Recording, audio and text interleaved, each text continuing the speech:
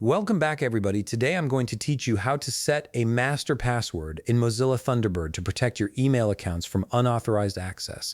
This is a crucial security feature that ensures no one can access your stored email passwords without knowing this master password first. Let's walk through the setup process together. First things first, you'll want to open your Thunderbird application. Once it's up and running, direct your attention to the top right corner of the window where you'll see the menu icon. It typically looks like three horizontal lines stacked together.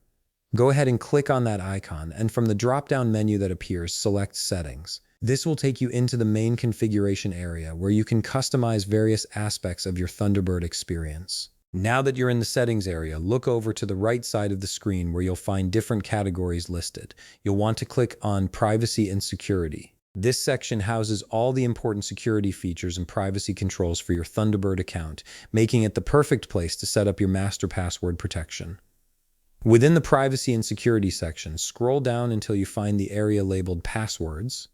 This is where Thunderbird manages all your stored email accounts passwords and related security settings. Here's where the magic happens for protecting your accounts with an extra layer of security. Under the Passwords section, you'll notice a checkbox option that says Use a primary password. This is the feature we're looking for. Go ahead and check that checkbox. By enabling this option, you're telling Thunderbird that you want to require a master password before anyone can access your stored email passwords. Once you've checked that box, a dialog window will pop up prompting you to create your master password.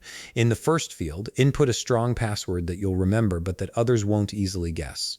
Make sure it's something secure, combining letters, numbers, and symbols if possible. Then, in the second field, re-enter the exact same password to confirm it. This double entry system ensures you didn't make any typos when creating your password. After you've entered and confirmed your password, click OK to save your settings, and that's it.